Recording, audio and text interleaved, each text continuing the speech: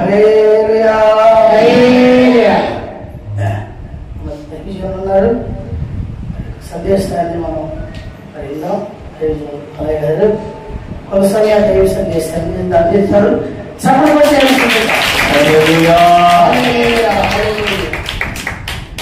దేవుడి మహాకృపను బట్టి దాన్ని బట్టి 3 దినాలు కూడా ఇజ్రాయెల్ యొక్క ప్రయాణ యాత్ర గురించి దేవుడు వివరించి చక్కగా మనకి బోధించడం జరిగింది. ఆత్మీయంగా మేము బలపడ్డామండి.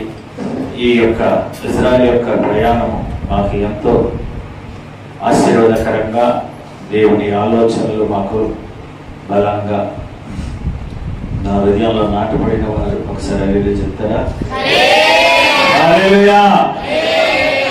మరి వచ్చిన వాళ్ళు రాని వాళ్ళు అందరూ విన్నారా లేదండి? రాని వాళ్ళు లైవ్గా ఉన్నారుగా. మంచిది. ఏదైనప్పటికీ ఇజ్రాయెల్ యొక్క యాత్ర ప్రయాణం అనేది చాలా ప్రాముఖ్యంగా మన పరిషత్ గ్రంథంలో చూస్తున్నాం. ఒక వ్యక్తిని బట్టి ఒక దేశాన్ని దేవుడు నిర్మించాడు. ఏ వ్యక్తిని బట్టి? అబ్రహాముని బట్టి పిలిచిన దేవుడు నమ్మకస్తుడు కనుక ఆ ఒక్క వ్యక్తిని బట్టే ఇజ్రాయెల్ దేశం ఈరోజు చరిత్ర పటంలో నిలిచి ఉంది. హల్లెలూయా. అయితే ఇక్కడ కొన్ని విషయాలు మనం తెలుసుకుందాం. 122వ కీర్తన 6వ వాక్యాన్ని ఒకసారి ధ్యానిద్దాం.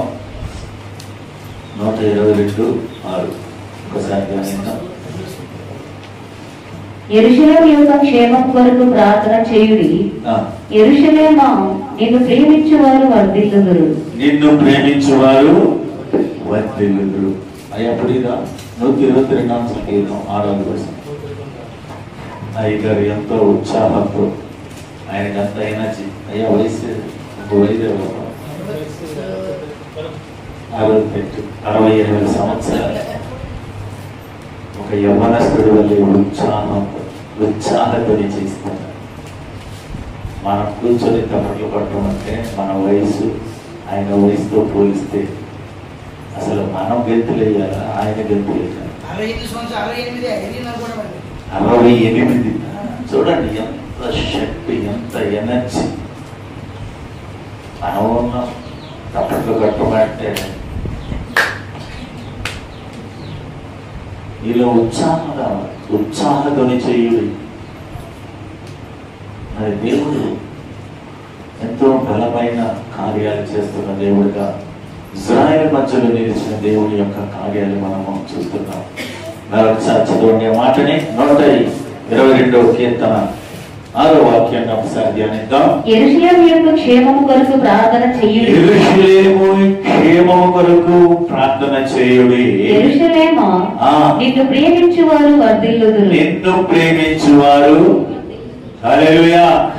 మనం ఒక్క 2 నిమిషాలు యెరూషలేము కొరకు ప్రార్థన చేద్దాం. ఆయన్ని ప్రేమించేవారు, యెరూషలేముని ప్రేమించేవారు పాడైపోతారా? ఏమవుతారు? మీరు వదిలేయాలంటే ఏం చేయాలి? నోరు పుస్తకం సైలెంట్ కూర్చోవాలి. ఏం చేయాలి? ఇప్పుడు ఒక్క 2 నిమిషాలు ప్రార్థన చేద్దాం. ఎందుకంటే యెరూషలేము క్షేమకరము కావాలి. ఈరోజు యుద్ధ వాతావరణంతో సమాధానం లేని పరిస్థితిగా ఉంది. ఇక్కడ చెప్పబడిన మాటను బట్టి ప్రభువా, యెరూషలేము సమాధానము దయచే. ప్రభువా, యెరూషలేము క్షమాపణ సమాధానంతో ఉంటే గానీ, యెరూషలేము కడితే గానీ దేవుడు అక్కడ వచ్చినట్టే. సిద్ధమవుతుంది.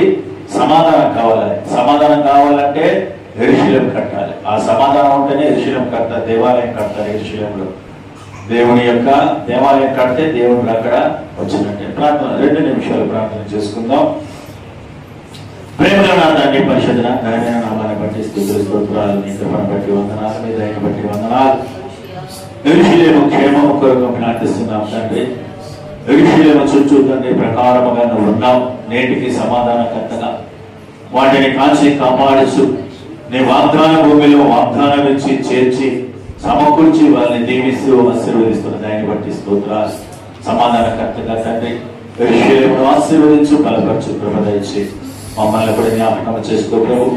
ఇదిగో తండ్రి 3 దినాలు పరిశుద్ధ గ్రంథంలో ఇజ్రాయెల్ యొక్క యాత్ర, దేవునితో నడిచిన ఆ నడిపింపులో వారు చేసిన తప్పుదాలు సమస్తమును ప్రభు మా ముందు ఉంచావు. మమ్మల్ని దిద్దుకొని 4వ దిన ఉదయాన ఆరాధన యందు ప్రభు కృప దయచేయమని సర్వఘనత మహిమ మీకే చెల్లించచ్చు యేసు పరిశుద్ధ నామమున అడుగుచున్నాం తండ్రి.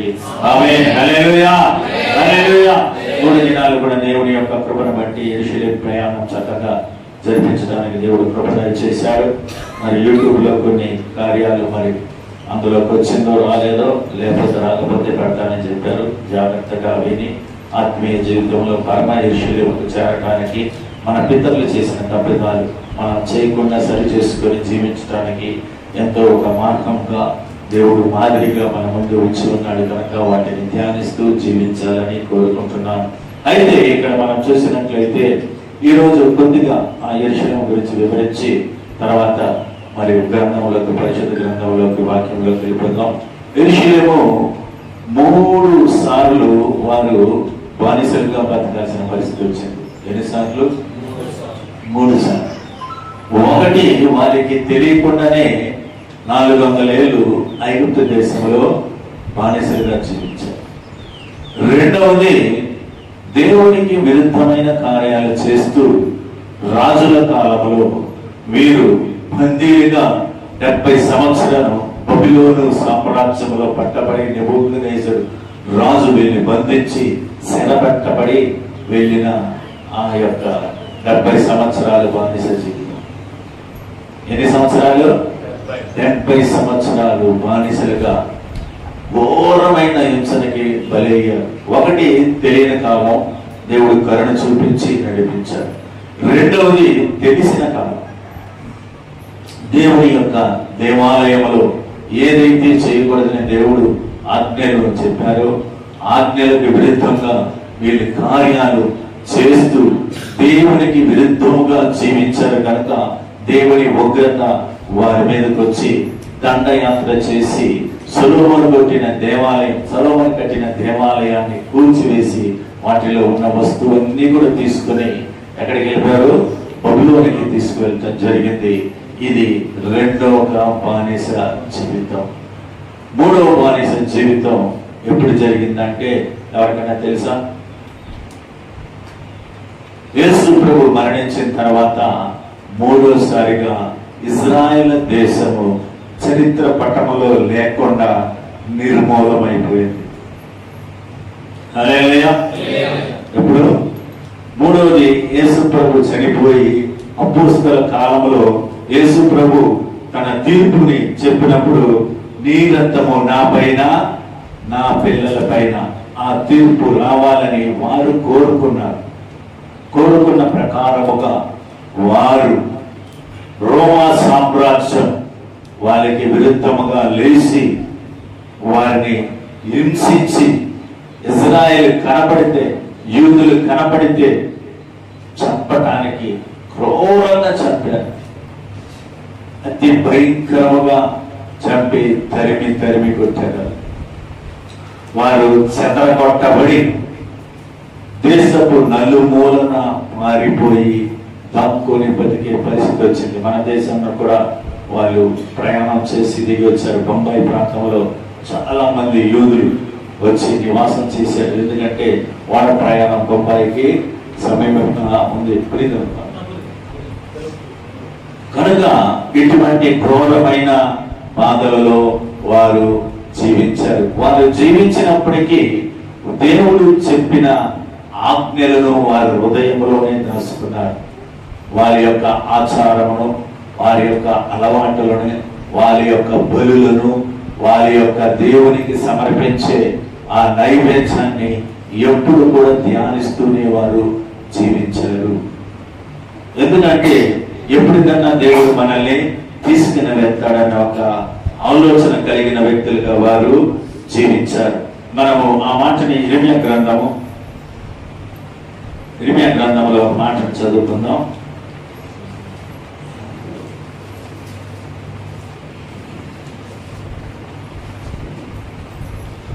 16వ అధ్యాయము 13 నుండి ఒక్కసారి ధ్యానించినట్లయితే, కాబట్టి నేను మీ యందు ఎంత మాత్రము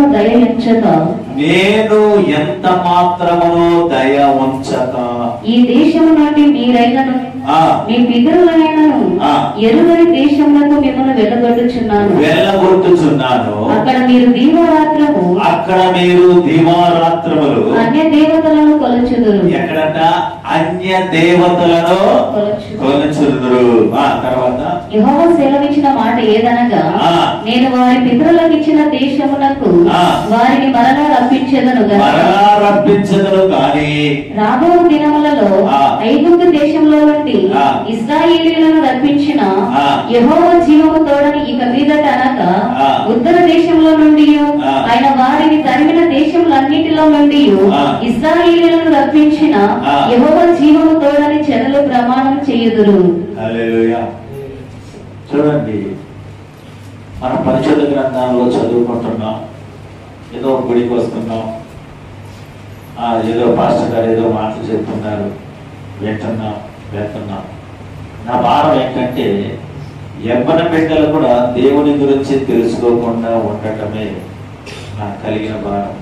మా వయస్సులో మేము తెలుసుకోలేని పరిస్థితులు, అప్పుడు బోధించేవారు లేకపోతే మా పరిస్థితులను బట్టి పరిగెట్టుకొని వెళ్ళాం. ఊళ్ళో కూడా సరి కూర్చునే పరిస్థితి కాదు. కానీ ఈరోజు మీరు యవ్వన బిడ్డలు దేవుని సన్నిధానంలో గడుపుతున్నారు, కానీ ఆ గడిపే ఆ సమయము మీరు సరిగ్గా దేవునితో గడపట్లేదని నా భావన. ఇశ్రాయేలు ప్రజల్ని నడపడానికి మోషేని దేవుడు ఎన్నుకున్నాడు. రెండో వ్యక్తిని ఎవరిని ఎన్నుకున్నాడు? రెండో వ్యక్తి ఎవరు? ఇశ్రాయేలు నడిపించింది రెండో వ్యక్తి మొదటి మోషే, రెండో వ్యక్తి యెహోషువ. మరి ఎంతో మంది ఉండగా యెహోషువని ఎందుకు ఎన్నుకున్నాడు దేవుడు అంటే, మీరు యెహోషువ గురించి ధ్యానిస్తే చదివితే, వయసులో నుండి దేవుని మందిరమును విడిచిపెట్టక, ఎక్కడంట? దేవుని మందిరాన్ని విడిచిపెట్టక దేవుని మందిరములోనే మోషేతో పాటే జీవించాడు. మందిరములో అంటే ఏంటంటే, బలులు దేనికి సమర్పిస్తున్నారు, దేని నిమిత్తం బలులు సమర్పిస్తున్నారు, దేని నిమిత్తం దేవుని దగ్గర పశ్చాత్తపడుతున్నారు, దేవునికి దగ్గర అవడానికి యాచకులు ఏం చేస్తున్నారు, దేవునితో సమాసం చేయటానికి ఏ రీతిగా నడవాలి, జీవించాలి, మన యొక్క జీవితం ఏ రీతిగా సరి చేసుకోవాలని ఎప్పుడు కూడా ధ్యానిస్తూ ఉన్నారు. అయితే మన యవ్వన బిడ్డలు ఎప్పుడు కూడా చేతిలో బైబిల్ బదులు మరొకటి పెట్టుకొని సమయాన్ని వ్యర్థపరుస్తున్నారు. ఇది బాధాకరం. సేవకుడుగా వెళ్ళాలన్నా వీటిల్లో నువ్వు ప్రతిష్ట చేసుకోవాలి. దేవుని పిలుపు అనేది, నీ సమర్పణ ఒకటి ఉండాలి, దేవుడి పిలుపు ఒకటి ఉండాలి. సమర్పణ జీవితం కూడా దేవునికి ఎంతో ఇష్టమైనది. నువ్వు సమర్పించుకుంటే, నేను సేవకు ప్రభావ సమర్పణ అంటే నిబంధన చేసుకోవాలి, ఒక వైరాగ్యం కలిగి ఉండాలి. నేను దేవుడితో ఉండాలంటే ఏం చేయాలి? బైబిల్ చదవాలి.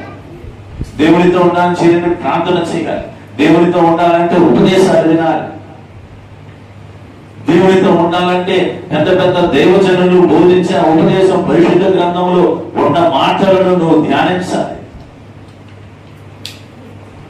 ఇవి అన్ని విడిచిపెట్టి సమయాన్ని వ్యర్థపరిచి, అది చాలా బాధాకరంగా ఉంటుంది. దేవుడి ఇంట్లో ఉండుతూ దేవుని ఆలోచన లేకపోతే నీ జీవితంలో ఆశీర్వాద ప్రయాణం చేయలేవు. దేవుని రుచి చూడు. ముందు రుచి చూడకపోతే దేవుని యొక్క ప్రేమ తెలియదు. రుచి చూడాలి. దేవునితో సమాసం కలిగిన ఒక భవిష్యం, జీవితం, సమర్పణ యెహోషువకు ఉంది. అందుకే దేవుడు యెహోషువానికి అభిషేకం అన్నాడు. మోషే కుమారులు ఉన్నారు. వారసత్వం కాదు, సేవలో ఒక వైరాగ్యం కావాలి. దాన్ని దేవుడు చూస్తాడు. హల్లెలూయా, హల్లెలూయా. దావీదుకు ఒక వైరాగ్యం ఉంది. దావీదుకి ఎవరు ఉపదేశించలే.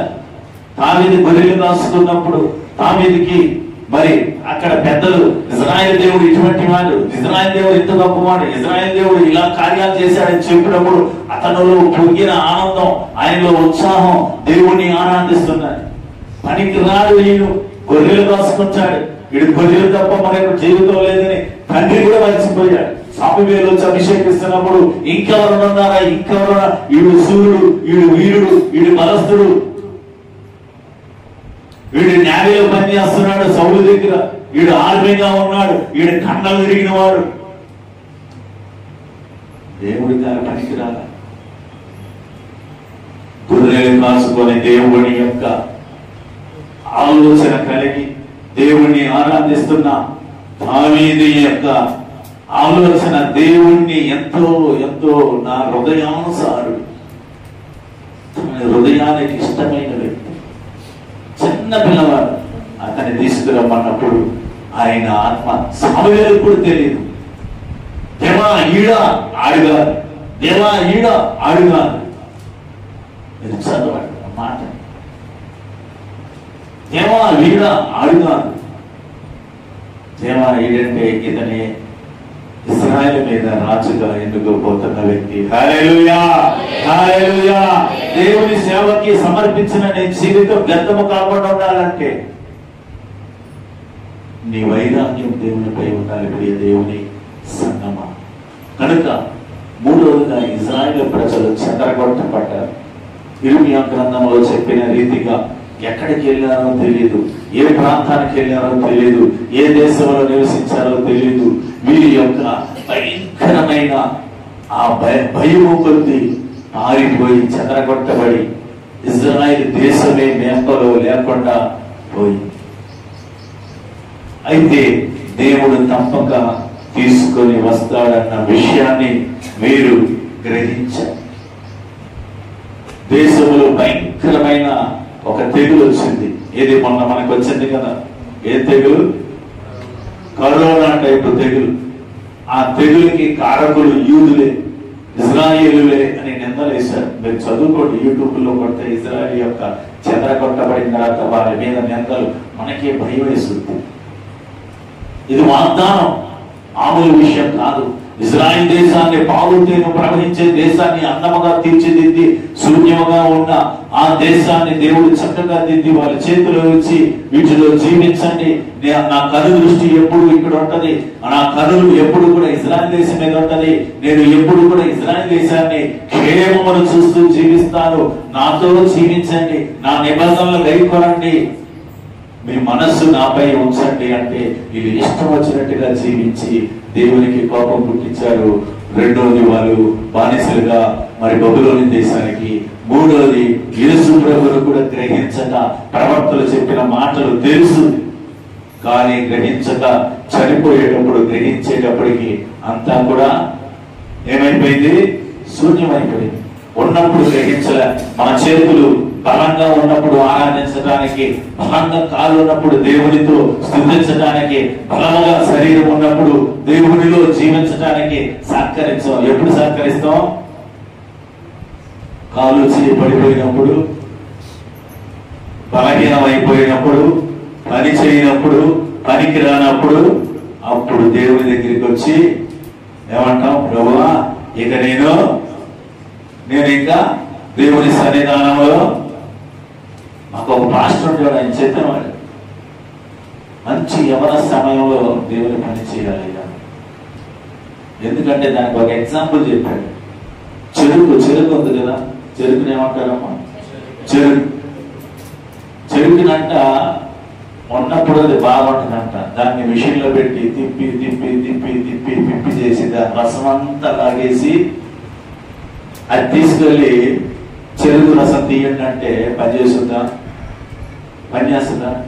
నీ దేహంలో ఉన్న బలమంతా పోయిన తర్వాత, నీ దేహంలో ఉన్న శక్తి అంతా పోయిన తర్వాత పరలోక రాజ్యానికి సంబంధించిన సేవ చేయటానికి నువ్వు వస్తానంటే ఉపయోగమేంటి? యవ్వన బలం దేవునికి ఎంతో బలమైనదిగా ఉంది, శక్తివంతుడిగా ఉంది. కనుక ఇశ్రాయేలు ప్రజలు మూడో మారిగా ఈ ఇర్మియా గ్రంథంలో చెప్పిన రీతిగా చెదరగొట్టబడ్డారంట. దేవుడు దయదాచలేదంట వారి మీద. ఎందుకంటే వారి యొక్క సంతోషము, వారి యొక్క క్షేమము వారికై వాళ్ళు పాడు చేసుకొని జీవించారు. కనుక ప్రియ దేవుని సంగమా, దేవుని కార్యాలు చాలా గొప్పదిగా ఉంది. కనుక యేసు ప్రభువు చనిపోయిన తర్వాత 70 నుండి 1890 వరకు కూడా మీరు ఇతర దేశస్థులు జీవించారు. ఇజ్రాయెల్ యొక్క 12 గోత్రాలతో నివసించే ఫిలిస్తీయులు గాని, కానానీయులు గాని, ఎబూసీయులు గాని ఎవరు కనపడలే. వారితో పాటు సవాసం చేసే ఆ గుంపంతా కూడా కొట్టుకుపోయింది. అయినా ఇజ్రాయెల్ 12 గోత్రాలు నేటికి నిలిచి సజీవంగా ఉంది. హల్లెలూయా, హల్లెలూయా. ఎందుకంటే దేవుడు వాగ్దానం నెరవేర్చే దేవుడు. 70 సంవత్సరాలు బానిసలుగా వారి బబులోను సామ్రాజ్యానికి వెళ్ళినప్పుడు దానియేలు వయస్సు ఎంత ఉంటుంది అనుకుంటున్నారు? 12 సంవత్సరాలు. ఒక ఆయన పాస్టర్ చెప్పాడు 80 సంవత్సరాలు పంట పడ్డాడు. 80 సంవత్సరాలు పంట పడలే. 12 ఏటకి ఆయన్ని బందీలుగా శత్రుఘ్న మెషక్ అబేద్నెగోలతో పాటు ఇజ్రాయెల్ ప్రజల్ని అందరినీ తీసుకెళ్తే వీరు కాస్త జ్ఞానవంతులు కనుక దేవుడి యొక్క ఆలోచన మేరకు వెళ్ళి సపరేట్ చేస్తారు. దేనికి? వీరు జ్ఞానవంతులు, రాజటానికి, రాజ్యాంగాన్ని రాయటానికి, రాజుల దగ్గర పని చేయటానికి ఉపయోగకరంగా ఉంటారని 12వ ఏట దానియేలు మరి ఆ మనసులో ఆ దర్శనము దేవుడు ఇర్మియా గ్రంథంలో చెప్పిన రీతిగా మనల్ని నడిపిస్తాడు, విడిపిస్తాడని ఒక పట్టుదల కలిగి, వైరాగ్యం కలిగి ప్రతిష్ఠత చేసుకున్నాడు. ఏ ప్రతిష్ఠత? అన్య దేవతలకు సమర్పించిన ఏ భోజనం కూడా మేము చెయ్యం, మాంసాలు మేము తినం, మాకు పప్పు కాయగూరలు మాత్రమే ఇవ్వండి, వాటిని మేము భోజనం చేస్తామంటే వాళ్ళు ఒప్పుకోలేదు. అయ్యో రాజుకు తెలిస్తే మంత్రులమైన మమ్మల్ని శిక్షిస్తాడు కనుక మేము అలాంటి పని చెయ్యము అన్న పర్వాలేదు, మీరు ఇచ్చి చూడండి అంటే వారు ఇచ్చి చూశారు. మాంసం తినిన మొహాలు కంటే పప్పు తిన్న మొహాలు తేజరెడిందంట. హల్లెలూయా. ఎన్ని దానియేలు గ్రంథంలో చదవాలి. ఎవరు పెట్టారు? మీరే చదువు రాని కాదు. చరిత్ర మనకి ఎందుకు ఇచ్చారంటే దేవునితో ఎలా జీవించాలి, వాళ్ళు ఎలా జీవించారు, మీరు ఎలా జీవించాలి, ఒక సాక్షి. పరిశుద్ధ గ్రంథం సాక్షి మందసం పెట్టని చెప్పబడుతున్న మాట. కనుక ఈ రోజు మీ ముందు నేను సాక్షిగా ఉన్నానంటే ఒక వైరాగ్యం కలిగిన జీవితం చేశాను కనుక ఇంకా నాకు దేవుడిలో తెలుసుకోవాలి, ఇంకా కొరత, ఇంకా తెలుసుకోవాలి అనే ఒక నాలో ఒక తపన ఉంది కనుక ఈ మధ్యకాలంలో ఎక్కువగా దేవుని గురించిన విషయాలు తెలుసుకోవడానికి దేవుడు కృప చూపిస్తున్నాడు. ప్రియ దేవుని సంగమా, అంతేకాదు ఇర్మియా గ్రంథంలో చెప్పబడిన రీతిగా వారిని మరలా దేవుడు తీసుకొని వస్తున్నాడంట. ఎప్పుడంటే 1948వ సంవత్సరానికి వీరు ఒక స్థలాన్ని, ఇజ్రాయెల్ దేశంలో ఒక స్థలానికి రావటానికి దేవుడు కృప చూపించాడు. అది ఎందుకంటే ఒక కమిషనర్, ఒక యూదుడు కనుక యూదులకి ఒక స్థలాన్ని కేటాయించాలని నిర్ణయించుకొని కొంతమంది రాజులతో, అంటే అక్కడ ఉన్న అధికారులతో, మంత్రులతో కూర్చొని, ప్రేమిస్తులతో కూర్చొని, అయ్యా నా జనులు ఎంతమంది ఉన్నారు, వీరికి ఒక స్థలం కావాలంటే ఇజ్రాయెల్ దేశం కాకుండా ఎక్కడన్నా ఇవ్వాలని అనుకున్నారు. కానీ ఇజ్రాయెల్ దేశంలో పలానా ప్రాంతంలో ఇద్దామని అనుకుని వారు అక్కడ తీసుకొచ్చి కొద్ది మంది మాత్రమే అక్కడికి వచ్చారు. హల్లెలూయా. ఇర్మియా గ్రంథంలో చెప్పిన రీతిగా దేవుడు మరలా వారిని కొంతమందిని దేవుడు తీసుకొచ్చాడు. హిట్లర్ కాలంలో వారు భయంకరమైన హింసకు గురి అయ్యారు. ఎజెకియెలు గ్రంథంలో వారి గురించిన ఒక ప్రవచన మాట రాయబడి ఉంది.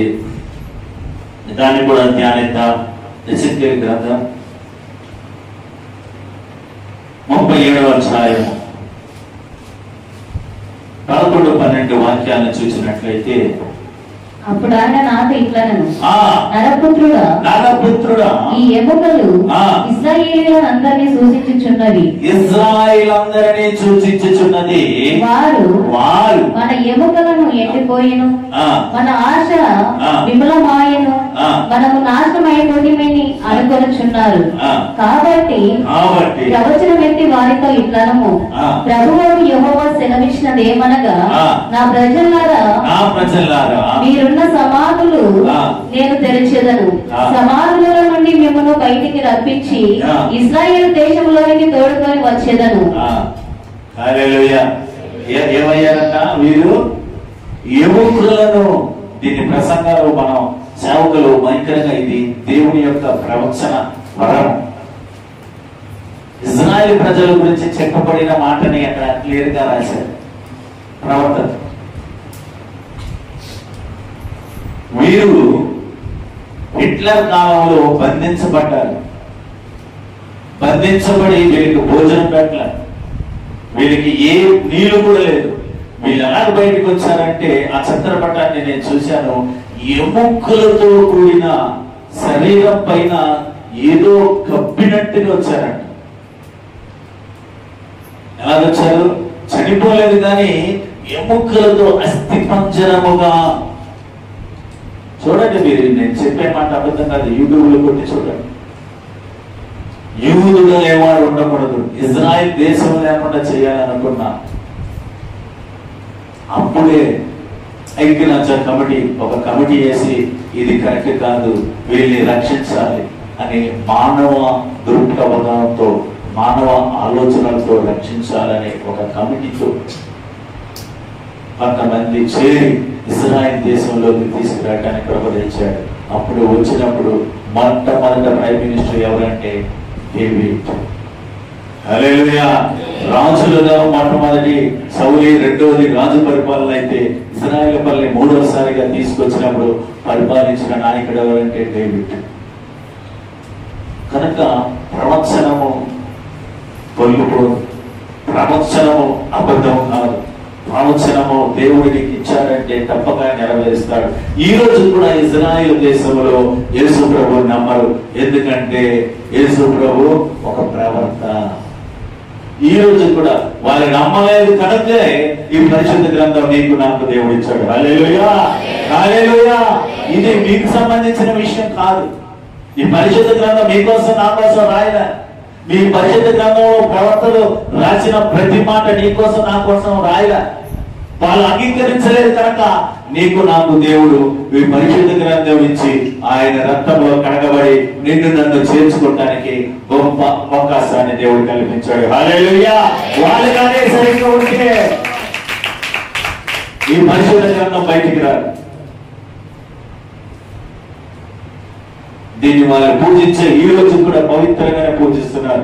ఈ రోజు నేను ఇజ్రాయెల్ దేశం వెళ్ళినప్పుడు దాన్ని ఒక పవిత్రముగా ప్రధాన యాజకుడే మోసుకొని వస్తాడు. అది తోళ్లతో చుట్టబడిన అప్పుడు గ్రంథాలు భద్రంగా మోసుకొని చుట్టూ యాజకులు ఉంటారు. తీసుకొచ్చి అక్కడ ఒక బల్ల ఉంటది, బల్ల దగ్గర పెట్టి దాన్ని చదువుతారు. అంత పవిత్రంగా చూస్తారు. మన బైబిల్ సంకల్లో, ఉగ్గుల్లో, నెత్తి మీద, కోటల మీద, బిందుల మీద, టీవీల మీద విలువ తెలియదు కాక దేవుని యొక్క విలువ కలిగిన ఆశీర్వాదం మనం పొందలేకపోతున్నాం. పొందలేకపోవడానికి కారణం ఏంటంటే నువ్వు పరిశుద్ధ గ్రంథాన్ని విలువగా విలలేనిదిగా నువ్వు చూసినట్లయితే తప్పగా నీకు ఆశీర్వాదం ఉంటది. హల్లెలూయా. ఇది నా మాటగా నేను చెప్తున్నా, ఖచ్చితంగా చెప్తున్నా. ఎప్పుడైతే నువ్వు పరిశుద్ధ గ్రంథాన్ని గ్రహిస్తావో, ఎప్పుడైతే ధ్యానిస్తావో, ఎప్పుడైతే దానిలో ఉన్న మర్మాలని తెలుసుకొని దేవునితో జీవించాలని ఒక వైరాగ్యం కలిగి ఉంటావో, దానికంటూ ఒక ప్రత్యేక స్థానం ఇస్తావో, దానికంటూ ప్రత్యేకంగా పరిశుద్ధపరచుకొని దేవుని సన్నిధానానికి వెళ్తావో, ఆ రోజు తప్పక నా ఇల్లు ఆశీర్వదించబడుతుంది. హల్లెలూయా, హల్లెలూయా. ఇది నా జీవితంలో నేను పొందిన ఆశీర్వాదం. అడగండి మాస్టర్ గారిని వస్తే, మా ఇంట్లో ప్రత్యేకంగా ఒక గది ఉంటుంది దేవుని కొరకు. నాకున్న స్థలంలోనే ఈ రోజుల్లో దేనికో గదులు కడతారు, దీనికి గది కడతారు, దానికి ఒక గది కడతారు, దీనికి ఒక గది కడతారు. దేవునికి మాత్రం కొండల మీద, బిందుల మీద, బెడ్డుల మీద పడుకొని చదివే చాలా మంది చూసి కాలు ఊపుకుంటా, చేతులు ఊపుకుంటా చదవాలి కాదు, ఒక భయముతో భక్తి చదవగలిగితేనే దేవుని ఆశీర్వాదం నీవు నేను పొందుకుంటాం. ఈ దేశము మరలా 14/5/1948 సంవత్సరము దేశము మరలా దేవుడు వారికి ఇచ్చాడు. హల్లెలూయా, హల్లెలూయా, హల్లెలూయా. ఇశ్రాయేలు దేశాన్ని దేవుడు మరలా తిరిగి ఇచ్చాడు. ఇది చరిత్ర సత్యమై ఉన్నది కనుక ఇజ్రాయేల్ ప్రయాణంలో ఎన్ని విషయాలు మనం తెలుసుకున్నాం. మరి పరిశుద్ధ గ్రంథంలో కొన్ని మాటలు ధ్యానించుకుందాం. సమయం కొద్దిగా నేను చెప్పే చేస్తాను. ఇజ్రాయేల్ దేశం గురించి ఇప్పుడు నాకు తెలుసుకున్నాం.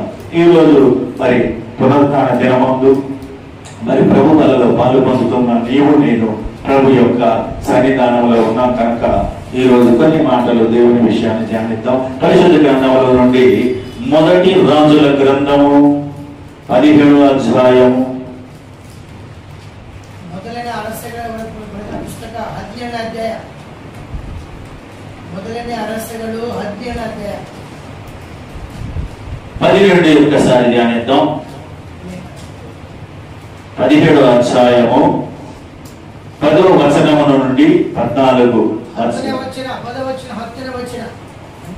అందుకు అతడు లేచి సాయపట్టణము పోయి పట్టణము గవిని ఎద్దకు రాగా ఒక విధవరాలు అంచన కట్టలు ఏడుచుండుట చూచి ఆమెను పిలిచి త్రాగుటకై పాత్రలో కొంచెం నీళ్లు నాకు తీసుకొని రమ్మని వేడుకొనేను. ఆమె నీళ్లు దేవుచుండగా అతడు ఆమెను మరలా పిలిచి నాకు ఒక రొట్టె ముక్కను నీ చేతిలో తీసుకొని రమ్మని చెప్పాను. అందుకు ఆమె నీ దేవుడైన యెహోవా జీవము తోడు తొట్టిలో పట్టెడు పిండియు గుడ్డిలో కొంచెము నూనెయు నా ఎదురున్నవే గాని అప్పు ఒకటైనను లేదు.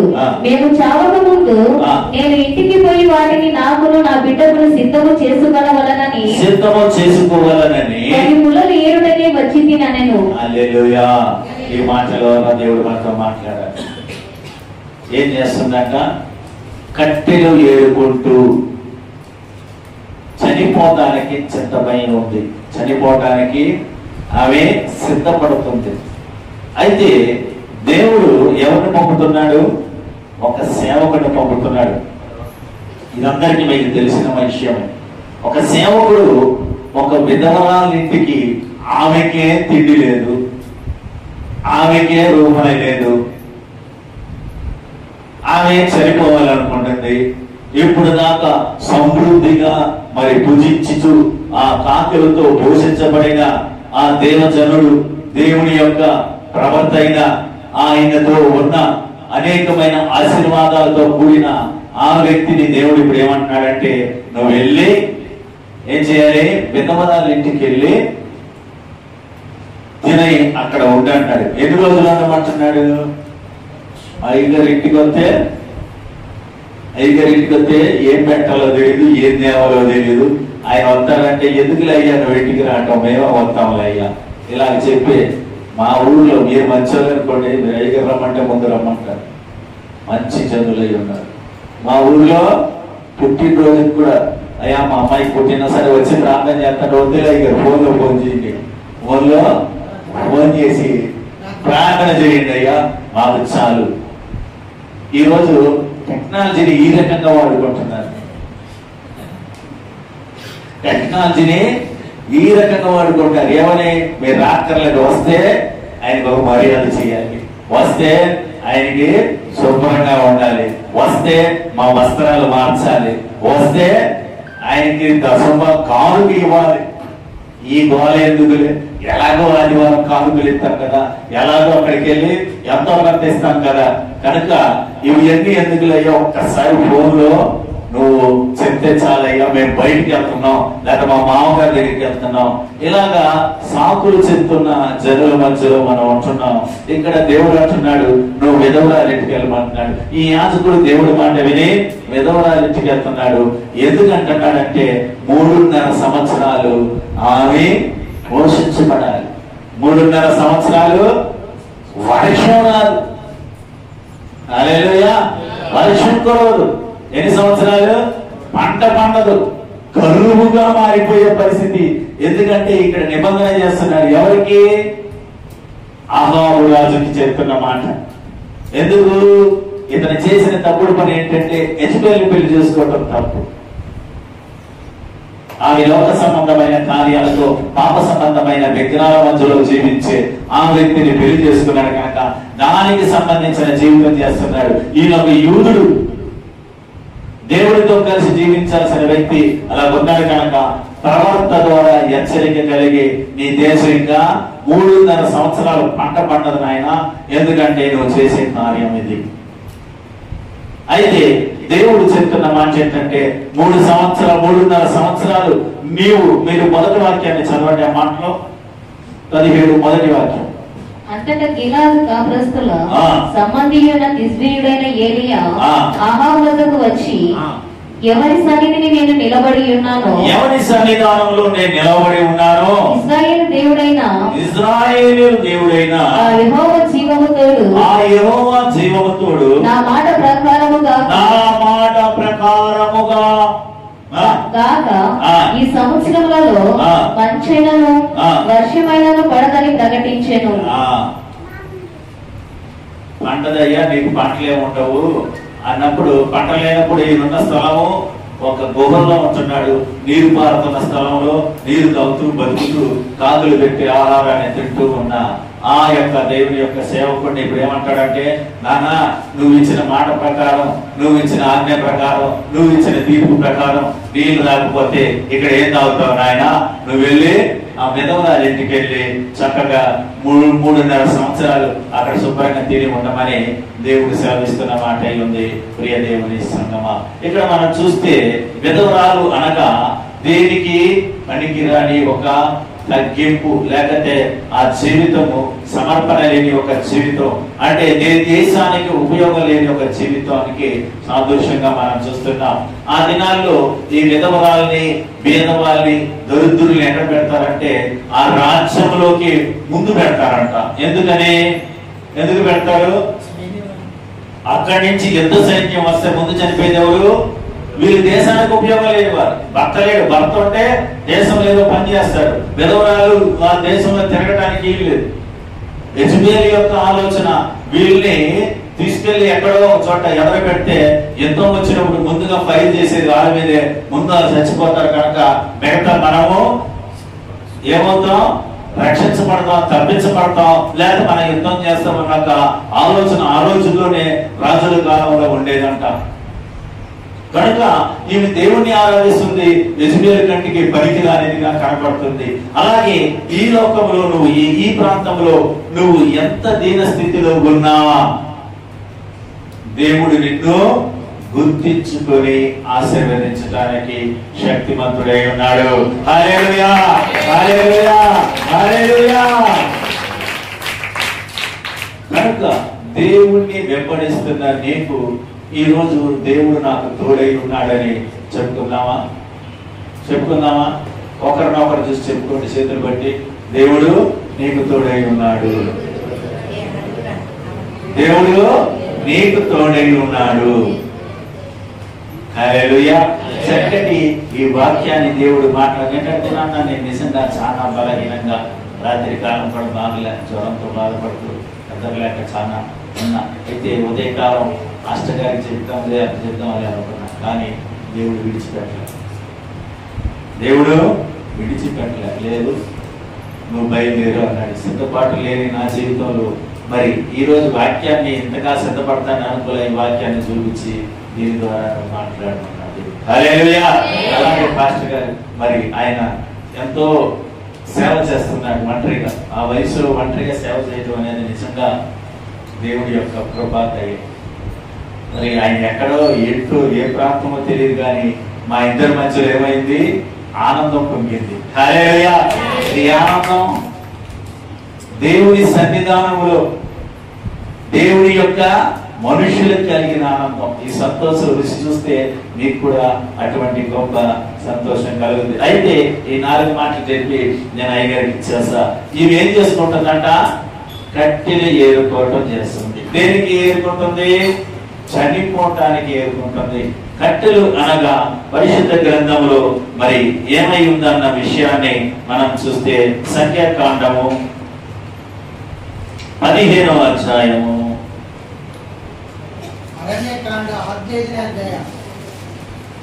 సంఖ్యాకాండము 15వ అధ్యాయము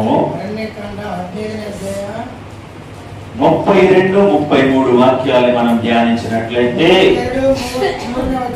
ఇశ్రాయేలీయులు అరణ్యంలో ఉన్నప్పుడు ఒకరు విశ్రాంతి దినమున కట్టెలు ఏరుట చూచిరి. వాడు కట్టెలు ఏరుట చూచిన వాడిని మోషే యొద్దకును అహరోను వద్దకును సర్వ సమాజము వద్దకును వారిని తీసుకొని వచ్చిరి. హల్లెలూయా. కట్టెలు ఏరుకోవటం నేరమా?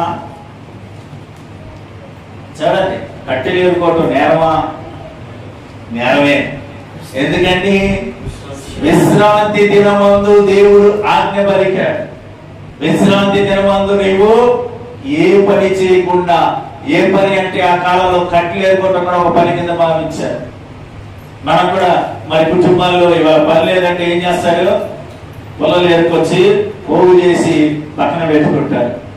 అలాగే వీళ్ళు పొలాలు ఏరుకునే పనులు ఉన్నారు. ఎందుకంటే మన్నా కురుస్తుంది. మన్నా కురిస్తే దానికి మంట కావాలి. మంట కావాలంటే కట్లు కావాలి. కట్లు ఏరుకోవాలి. ఇది ఎప్పుడు దొరుకుతుందంటే విశ్రాంతి దినం ముందు. కనుక విశ్రాంతి దినం ముందు నీవు కట్టెలు ఏరుకోకూడదు. ఇది పెద్ద పని ఆ రోజుల్లో. ఈ రోజుల్లో గ్యాస్ పొయ్యిలు వచ్చినాయి, ఎలక్ట్రికల్ పొయ్యిలు వచ్చినాయి, కుక్కర్లు వచ్చినాయి, కరెంటు కుక్కర్లు వచ్చినాయి. కట్టెలతో పనిలే. కట్టెలు పెడితే ఇల్లు ఇవ్వరు. విజయవాడలో కట్టెలు పొయ్యి అయితే అద్దెకి ఇల్లు ఇవ్వరు. ఎందుకంటే పొగరింటిపోయి ఇల్లు రూపం మారిపోతారు. కనుక ఈ కట్టెలు ఏరుకున్న వారిని ఒక నేరస్తుడి కింద తీసుకొచ్చి మోషే ముందు ఉంచున్నారు. ఇక్కడ మనం విధవరాలు చూస్తే ఏమంటుందంట? 2 కట్టెలు ఏరుకొని నేను ఆ రొట్టె కాల్చుకొని తిని చనిపోవాలనుకున్నా. ఎవరి జీవంతోడు?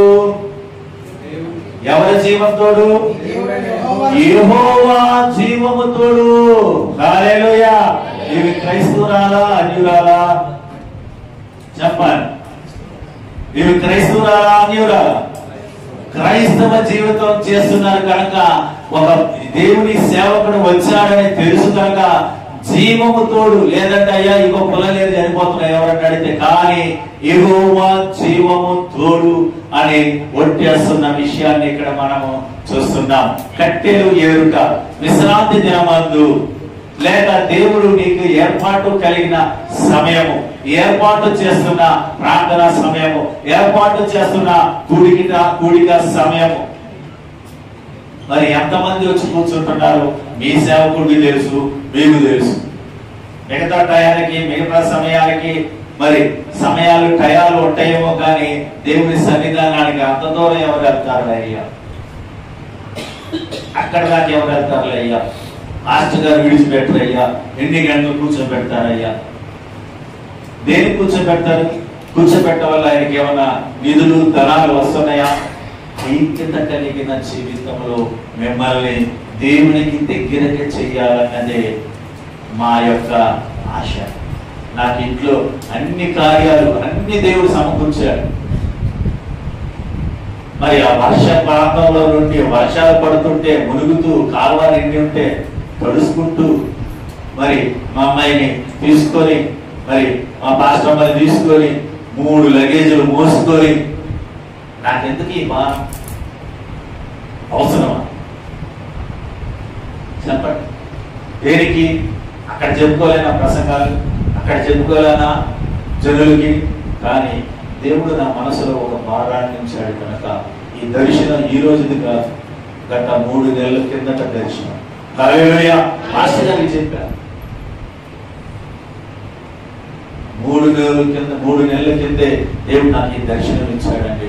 ఇశ్రాయేలు యాత్ర ఈ యొక్క సమాజముకి, నీ యొక్క ప్రాంతానికి తెలియజేస్తే కొందరైనా మారు మనసు కలిగి దేవునితో నిబంధన కలిగిన జీవితంలో నడుస్తాడేమో అని. కనుక ప్రియ దేవుని సంగమా, కట్టెలు ఏరుకోవటం తప్ప అంటే వేద ప్రకారముగా, దేవుని యొక్క ఆలోచన ప్రకారంగా విశ్రాంతి దినమందు, లేకపోతే దేవుని యొక్క సేవకులు నియమించిన సమయంలో నువ్వు ఏ పని చేసినా తప్పే. ఎందుకు తప్పు అంటే, నువ్వు ఆ సమయంలో సంపాదించిన సంపాదన నిలవదు. నేను రుచి చూసే కనుక మిమ్మల్ని శపించుతూ చెప్పట్లే ఈ మాట, శాపంతో చెప్పట్లా, ప్రేమతో చెప్తున్నా. ఆ సంపాదన తీసుకొచ్చిన దానికి తోడుగా ఇంకో 10 రూపాయలు ఎక్స్ట్రా చేసి హాస్పిటల్లో బిల్లు పెట్టి వస్తాను. నా జీవితంలో జరిగింది. ఈ జరిగిన సంఘటనలు మీకు చెప్తున్నా. దేవుని సమయాల్లో ఎప్పుడైతే నేను పాలు పొందనో, ఏ సమయానికి నేను విరుద్ధంగా ఎప్పుడైతే వెళ్తానో, ఆ రోజు సంపాదించిన సంపాదనకి ఇంకో 10 రూపాయలు జతపరుచుకొని ఎక్కడికెట్టి వద్దా?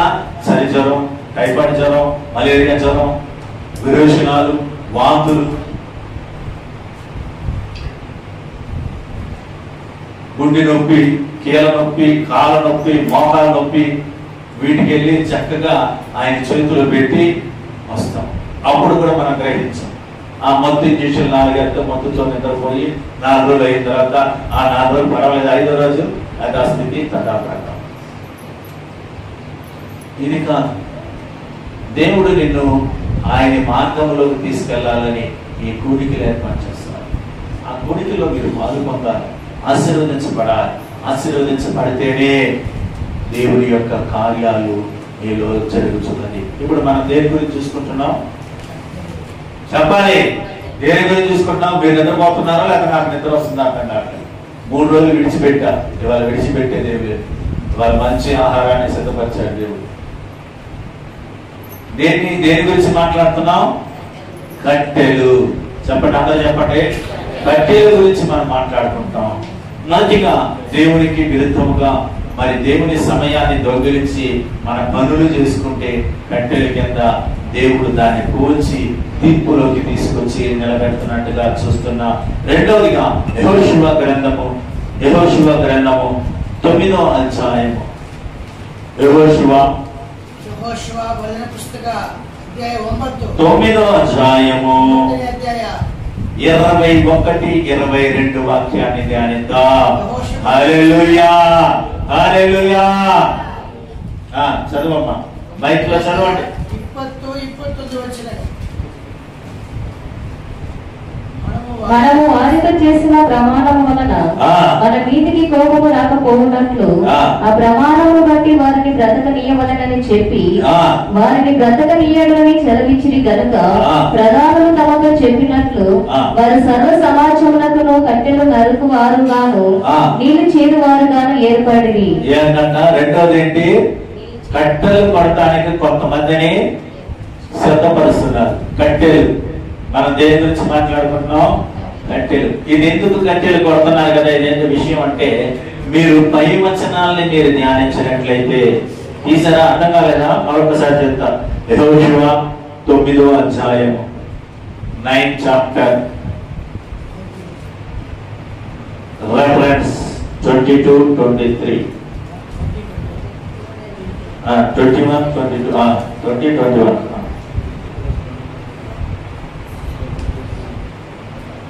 హల్లెలూయా.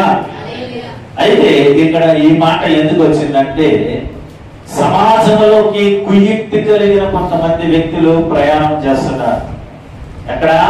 సమాజంలోకి, వీరి మధ్యలోకి కొంతమంది వస్తున్నారు. వీరు చెప్పిన మాటలు, కుయుక్తి కలిగిన మాటలు సమాజం నమ్మే రీతిగా వీరు చెప్తున్నారు. అయితే వీరు దేవుణ్ణి అడగట్లే. అక్కడ రాయబడి ఉంది, మీరు 15-14 వాక్యంలో చూస్తే వీరు దేవుణ్ణి అడగట్లే. అయ్యా, ఈ కొత్త బ్యాచ్ వచ్చింది, లేదా ఈ కొత్త మనుషులు వచ్చారు, వీరు బాధలు కష్టాలు చెప్తున్నారు, వీరు నిజస్తుల అవస్తుల, వీరు ఎలాంటి వారు, దేవుని ఆలోచన కలిగిన వారా, దేవుని సమాసం కలిగిన వారా అని వీరు సంభాషణ చేయకుండా వాళ్ళని చేర్చుకున్నారంట. వీరి యొక్క కుయుక్తి బయటపడింది. ఈ రోజు కూడా సంఘాల్లో ఏం జరుగుతుంది? ఇలాంటి ఎన్నో గలిబిల్లి జరిగి సంఘాన్ని చెదరగొట్టే బ్యాచ్ బయలుదేరుతుంది. వాళ్ళకి దేవుని గురించి తెలియదు, దేవుని ప్రేమ తెలియదు, దేవునితో నడిచే విధానం తెలియదు. గుడికి వెళ్దామంటే గుడికి వెళ్దాం, బడికి వెళ్దామంటే బడికి వెళ్దాం. ఇలాంటి మనుషుల మధ్యలో సవాసం చేసినప్పుడు నీటి పక్కన అక్కడే ఉందమ్మా, ఇక్కడే ఉందమ్మా, మా చర్చిలో ఉందమ్మా, ఏ చర్చిలో ఉన్న బైబిల్ కాకుండా ఇంకేమైనా బోధిస్తున్నారా? అక్కడికి వెళ్దాం, ఇక్కడికి వెళ్దాం అని సంఘాన్ని చెదరగొట్టే బ్యాచ్ సంఘములో ఉన్నప్పుడు మీరు దేవునితో అడిగే విధానము బట్టి సంఘము చెదిరిపోకుండా కాపాడబడుతుందంట. కనుక మన సమాసం చేసినప్పుడు, మన సమాసంలో ఉన్న వ్యక్తులు వీరు ఎటువంటి వారా అన్నది నువ్వు తెలుసుకోగలగాలి.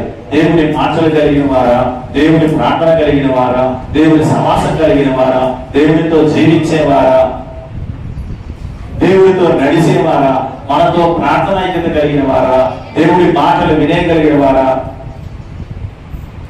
ఇవి అన్ని ఏముండదు, సమాసం చేస్తాం, వాళ్ళతో పాటు మనం కూడా దేవుని నుండి దూరంగా తొలగిపోతూ ఉంటాం. కనుక వీరిని కట్టెలు కొట్టేవారిగా, ఎందుకంటే ఉపయోగం లేని వారు, కట్టెలు కొట్టేవారిగా సమాజము వారిని నిర్మించినట్టుగా చూస్తున్నాం. మూడవదిగా సామెతల గ్రంథం 26వ అధ్యాయము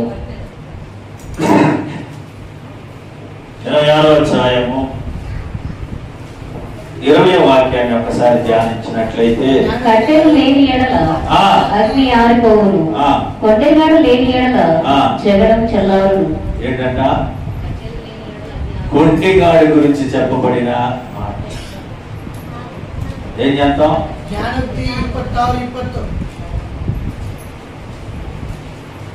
మరొకసారి చదువమ్మా. 26 జ్ఞానోక్తి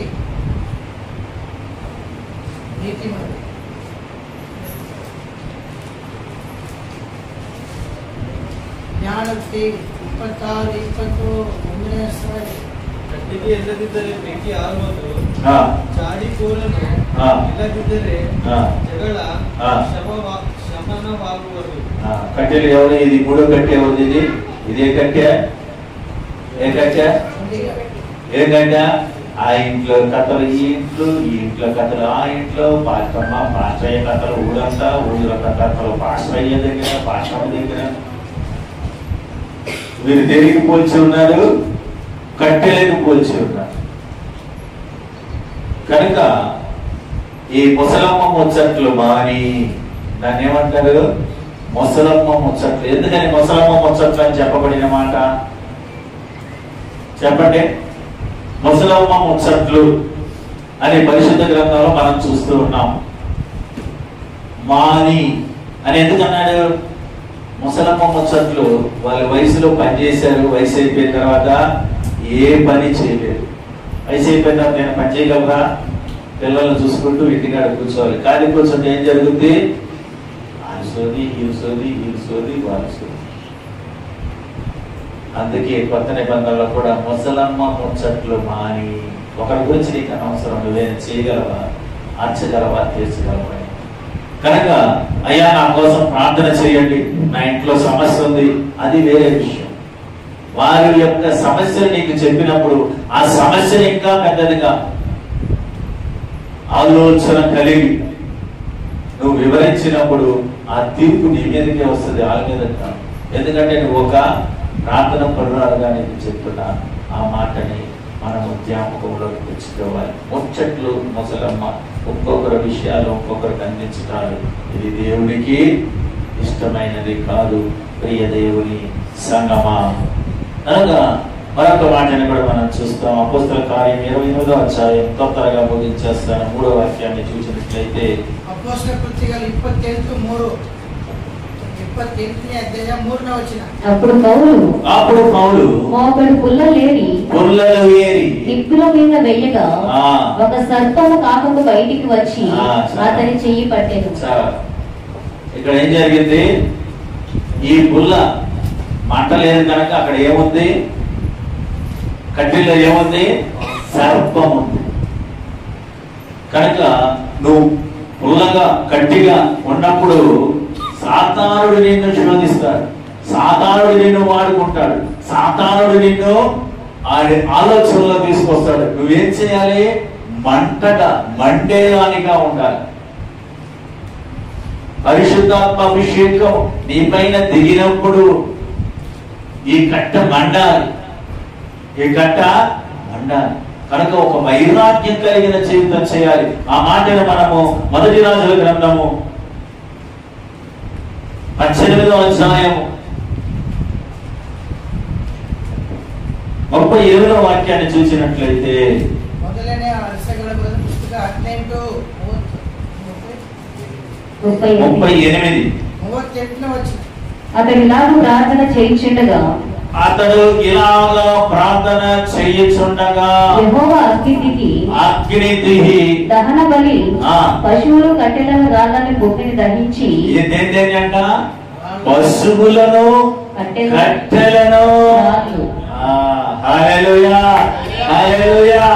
కట్టెలు దహించబడింది. ఏ అగ్ని? ఒక పక్కన మీరు పై వాక్యం చూస్తే అన్యులు అదే కట్టలు పెట్టి అదే దూరనే ఆవులు ఎద్దులు మొత్తానికి సంహారం చేసి కట్టెల మీద పెట్టి భజన చేస్తున్నారు. కట్ట కాద మనలో కూడా దేవుని మీద భక్తి స్వభావం లేకుండా ఎంత భజన చేసినా నీ భజన భజనగానే ఉంటది కానీ దేవుని సన్నిధానానికి చేరు. హృదయం వేదన, హృదయంలో నుండి దేవునితో వైరాగ్యం కలిగిన ఒక దేవుని సేవకుడు ప్రార్థన చేయగానే పరలోకము నుండి దిగి వచ్చిందంట, అగ్ని దిగి వచ్చింది. దహన బలితో అటు కట్టెలు కూడా మండిందంట. హల్లెలూయా, హల్లెలూయా, హల్లెలూయా. ఆ కట్టెలు మండాలి, కట్టె మండాలి. ఆ కట్టెవరు? ఆ కట్టెవరు? ఇర్మియా గ్రంథం. ఆ కట్టె ఎవరు? ఇర్మియా గ్రంథము 5వ అధ్యాయం. ఇర్మియా గ్రంథం 5వ అధ్యాయం ముగించేస్తాను, సమయం అయ్యి కలిగించేస్తాను. 14వ వాక్యాన్ని ఒకసారి ధ్యానిద్దాం. 14. కావున సైన్యములకు అధిపతియగు దేవుడునకు యెహోవా ఇలాగ సెలవిచ్చినది, వారి ఈ మాటలు పలికినందున నా వాక్యములు వారిని కాల్చినట్లు నీ నోట వాటిని అగ్నిగాను ఈ జనములు కట్టెలుగాను. ఎవరంట? ఎవరంట? ఈ జనములు. తప్పటి పట్టండి సరిగ్గా. ఎవరు? కట్టెలెవరు? కట్టెలెవరు? కట్టెలెవరు? డౌట్ నువ్వే చెప్పండి, పక్కన వాళ్ళు చేసి చెప్పండి. కట్టె? ఆ కట్టె, ఆ కట్టె ఎవరు? నీవే. ఎవరు చెప్తున్నమాట? ఎవరు చెప్తున్నమాట? నేను చెప్తున్నమాట. మళ్ళీ చదువమ్మా, డౌట్ ఉంది. కావున సైన్యములకు అధిపతి దేవుడునకు యెహోవా ఇలాగ సెలవిచ్చుచున్నాడు, వారి ఈ మాటలు పలికినందున పలికినందువలన నా వాక్యములు వారిని కాల్చినట్లు నా వాక్యము వారిని కాల్చినట్లు నీ నోట వాటిని అగ్నిగాను నీ నోట వాటిని అగ్నిగాను ఈ జనములు కట్టెలుగాను ఈ జనములను కట్టెలుగాను నేను చేసేదను. హల్లెలూయా, హల్లెలూయా, హల్లెలూయా. అంటాడు, అయ్యా నేను ధ్యానించుచుండగా నాలో అగ్ని పుట్టెను.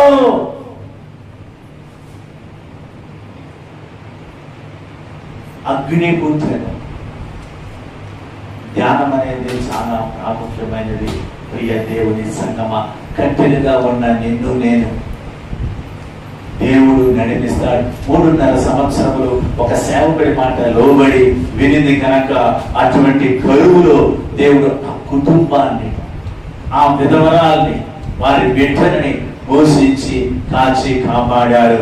దేవుడి మాట వింటే, యాజకుడి మాట వింటే, యాజకుడిగా లోబడితే, దేవుని వాక్కుకు నువ్వు అంగీకరిస్తే తప్పక నీ ఇల్లు కూడా సమృద్ధిగా దేవుని ఆశీర్వాదముతో ఉంటదని ఈ దినాన్న, ఈ యొక్క 4వ దినాన్న మరి దేవుడు మీ మధ్యలో నిలబడి ఈ వాక్యం ద్వారా మాట్లాడుతున్నారు. నీవు నేను గ్రహించగలిగితే, ఈ కట్టలు అభిషేకముతో నింపబడితే, దేవుడు అగ్నిమయమై అగ్నితో ఉన్న దేవుడు మనల్ని కాల్చి పునరుద్ధానపు జీవితాన్ని ఇచ్చి పరలోక రాజ్యములో మనం చేర్చుకున్నట్టు ఆయన రాకడలో ఎత్తబడటానికి మనము సిద్ధముగా ఉండాలి అని ఈ వాక్యం ద్వారా దేవుడు తెలియజేస్తున్నాడు. కనుక ఈ 4 దినాలు కూడా దేవుడి మధ్యలో ఉంచి బలహీనుడిగా ఉన్న నన్ను బలపరచి ఇజ్రాయేలు యాత్రలో ఇజ్రాయేలు పొందిందేంటి, పోగొట్టుకున్నదేంటి, దేవుడు వారి మధ్యలో నివాసం ఉన్నప్పుడు దేవుని ఆజ్ఞల ప్రకారం,